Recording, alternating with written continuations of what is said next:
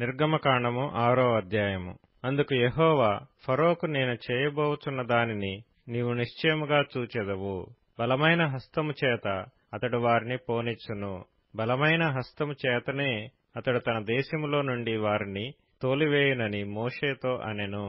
మరియు దేవుడు మోషేతో ఇట్లనెను, నేను యెహోవాను, నేను సర్వశక్తిగల దేవుడను పేరున అబ్రహాము, ఇస్సాకు, యాకోబులకు ప్రత్యక్షమైతిని కాని యెహోవా అను నా నామమున నేను వారికి తెలియబడలేదు. మరియు వారు పరవాసము చేసిన దేశమగు కనాను దేశమును వారికిచ్చుటకు నా నిబంధనను వారితో స్థిరపరచితిని.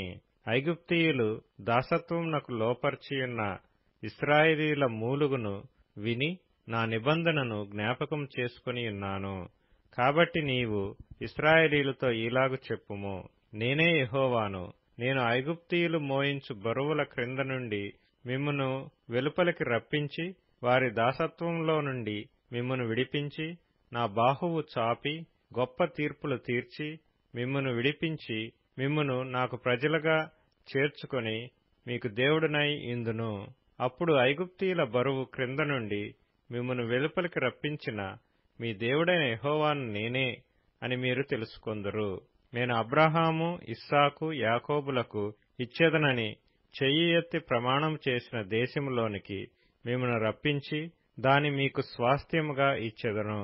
నేను యెహోవానని చెప్పుమనగా మోషే ఇశ్రాయేలీయులతో అలాగు చెప్పెను. అయితే వారు మనోవ్యాకులమును బట్టి కఠిన దాసత్వమును బట్టియు మోషే మాట వినరైరి.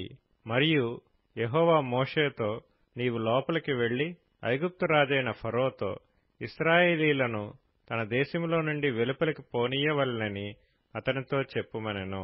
అప్పుడు మోషే, చిత్తగించుము, ఇశ్రాయేలీయులే నా మాట వినలేదు, మాట మాంద్యము గలవాడనగు నా మాట ఫరో ఎట్లు వినునని యెహోవా సన్నిధిని పలికెను. మరియు యెహోవా మోషే అహరోనులతో నిట్లనెను, ఇశ్రాయేలీయులను ఐగుప్తు దేశములో నుండి తాము వెలుపలికి రప్పించుటకై ఇశ్రాయేలీయుల యొద్దకును ఫరో యొద్దకును వెళ్లవలెనని వారికి ఆజ్ఞాపించెను. వారి పితరుల కుటుంబముల మూలపురుషులు ఎవరనగా ఇశ్రాయేలు జ్యేష్ఠ కుమారుడైన రూబేను కుమారులు హనోకు, పల్లు, హెస్రోను, కర్మి. వీరు రూబేను కుటుంబములు. షిమ్యోను కుమారులు యెమూయేలు, యామీను, ఓహదు, యాకీను, సోహరు, కనాను. స్త్రీకి కుమారుడైన షావూలు. వీరు షిమ్యోను కుటుంబములు. లేవి కుమారుల పేర్లు వారి వారి వంశావళుల చొప్పున ఏవేవనగా గెర్షోను, కహాతు, మెరారి. లేవి 137 ఏండ్లు బ్రతికెను. గెర్షోను కుమారులు వారి వారి వంశావళుల చొప్పున లిబ్ని, షిమి. కహాతు కుమారులు అమ్రాము, ఇస్హారు, హెబ్రోను, ఉజ్జీయేలు. కహాతు 133 ఏండ్లు బ్రతికెను. మెరారి కుమారులు మహలి, మూషి.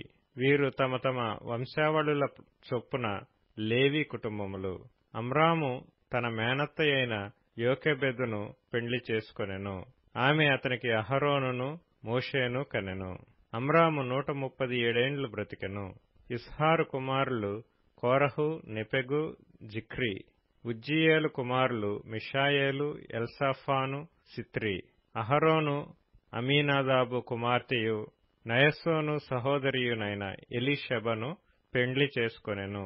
ఆమె అతనికి నాదాబును, అబీహును, ఎలియాజరును, ఈతామారును కనెను.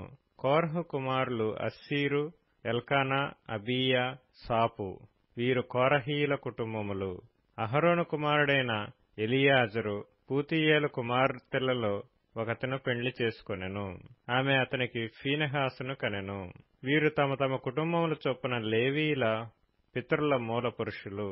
ఇశ్రాయేలులను వారి సేనల చొప్పున ఐగుప్తు దేశంలో నుండి వెలుపలికి రప్పించుడని యెహోవా ఆజ్ఞాపించిన అహరోను, మోషేలు వీరు.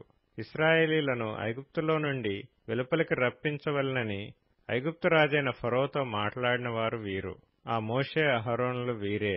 ఐగుప్తు దేశంలో యెహోవా మోషేతో మాట్లాడిన దినమున యెహోవా, నేను యెహోవాను, నేను నీతో చెప్పున్నది యావత్తు నీవు ఐగుప్తు రాజైన ఫరోతో పలుకుమని మోషేతో చెప్పగా, మోషే, చిత్తగించుము, నేను మాట మాంద్యము గలవాడను, ఫరో నా మాట ఎట్లు వినునని యెహోవా సన్నిధిని పలికెను.